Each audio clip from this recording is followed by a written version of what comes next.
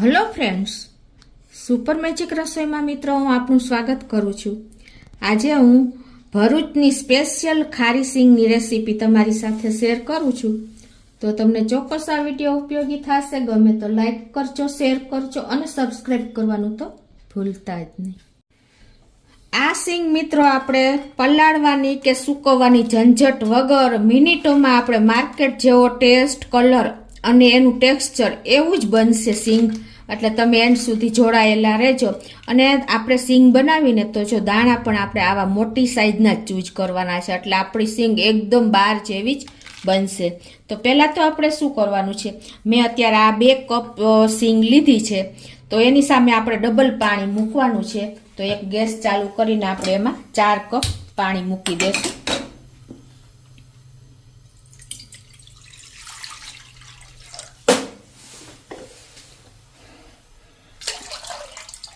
અને આને આપણે હવે ઢાંકીને હાઈ ગેસની ફ્લેમ ઉપર થોડું ગરમ થવા દેશું। તો જો આપણું પાણી પણ ફૂલ ફ્લેમ ઉપર રાખ્યું તો અને ગરમ થઈ ગયું છે। હવે આ સ્ટેજે આપણે જે આ 2 કપ એટલે કે 250 ગ્રામ સિંગના દાણા લીધા છે ને એ આપણે નાખી દેશું અને ગેસની ફ્લેમ ફૂલ જ રાખશું અને એને ઢાંકીને 5 મિનિટ જ થવા દેવાના છે। 5 મિનિટ પછી આપણે જોશું। તો જો આપણે દાણા મૂક્યા અને 5 મિનિટ થઈ ગઈ છે અને જો આપણા દાણા પણ એક વધારે પડતા પણ આપણે નથી કૂક કરવાના, થોડા જ કૂક થાય ને એવા જ આપણે કરવાના છે। તો હવે એને આપણે એક ઝારામાં લઈ લેશું। આ રીતે જુઓ મિત્રો,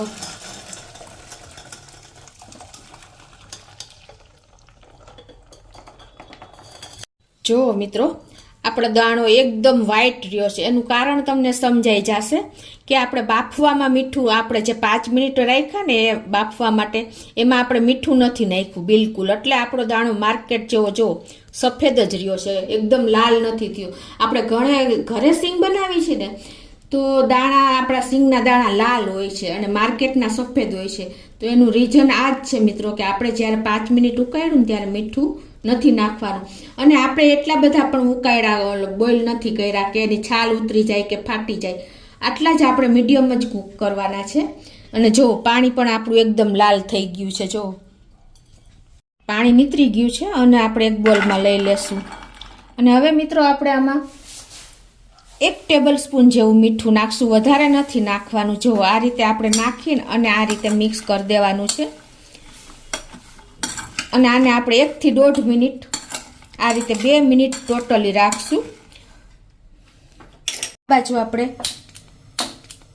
ગેસ ચાલુ કરીને અને એક પેનમાં આપણે મીઠું નાખી દેશું।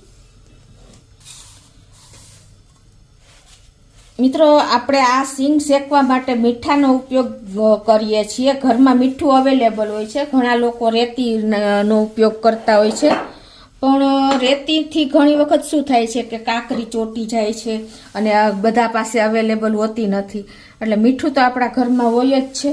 તો આને આપણે હવે ફૂલ ફ્લેમ ઉપર 1 થી 1.5 મિનિટ ગરમ કરી લેશું। જો 1.5 મિનિટમાં આપણું મીઠું પણ ગરમ થઈ ગયું છે અને આ દાણામાં જે આપણે મીઠું નાખ્યું ને એને પણ 2 મિનિટ થઈ ગઈ છે, વધારે આપણે મીઠું નાખીને રાખવાના નથી। હવે એને આપણે આ સિંગમાં મિક્સ કરી દેશું અને આપણે ગેસની ફ્લેમ અત્યારે મિત્રો ફૂલ જ રાખવાની છે, તમે ખાસ નોટ કરજો। આ રીતે આપણે કન્ટિન્યુ ચલાવતા રહેવાનું છે અને ગેસની ફ્લેમ ફૂલ રાખશું। એનું કારણ હું તમને પાછળ જણાવું। જો તમે કન્ટિન્યુ નહીં ચલાવો ને મિત્રો તો તમારું મીઠું એક જગ્યાએ દાજી જશે અને એની સાથે સાથે આપણે સિંગનો દાણો પણ દાજી જશે। આ રીતે તમે કન્ટિન્યુ ચલાવતા જ રહેવાનું છે।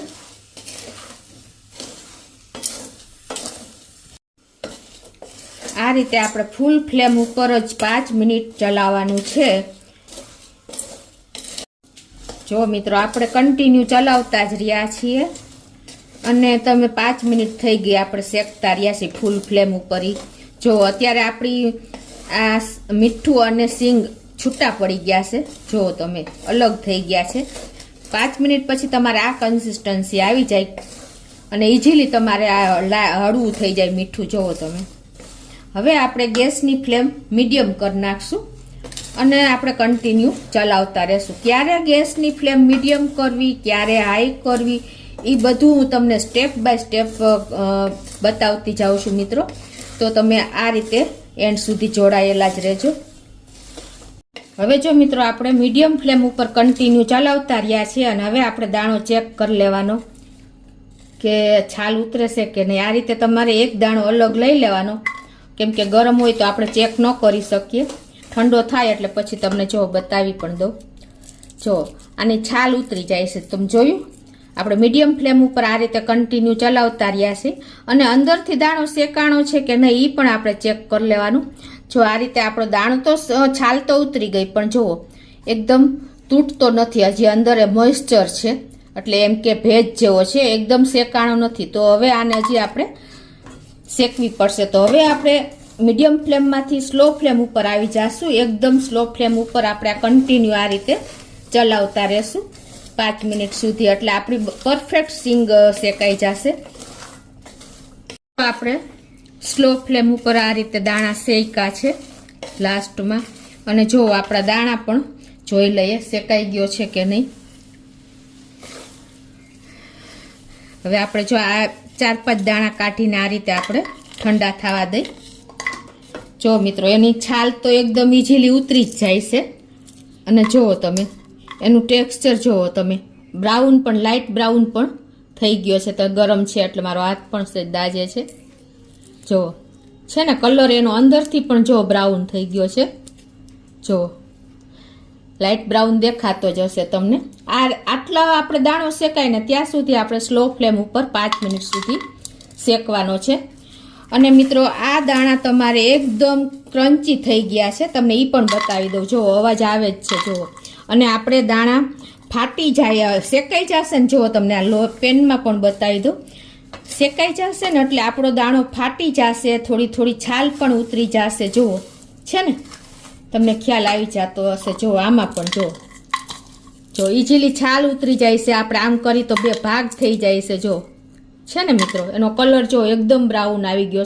અને જો મેં છાલ ઉતારીને ત્યાં આપણો દાણો પણ ભાંગી ગયો. અને તમે આ દાણો તમે દાંતેથી પણ ચેક કરી શકો છો, પણ મેં તમને હાથેથી જ બતાવી દીધો. જુઓ મિત્રો, તો આપણી સિંગ જુઓ મિત્રો અત્યારે માર્કેટ જેવો જ વ્હાઈટ કલર જળવાઈ રહ્યો છે. એનું કારણ પણ મેં તમને જણાવ્યું કે આપણે જ્યારે 5 મિનિટ બાફવા મૂક્યા ને ત્યારે મીઠું નથી નાખવાનું, એટલે તમારે એનું ટેક્સચર, એનો ટેસ્ટ અને એનો કલર જુઓ મિત્રો માર્કેટ જેવી જ સિંગ તમને દેખાતી હશે. હવે આપણે આને મીઠામાંથી લઈ લેશું અને ગેસ બંધ કરી દેશું.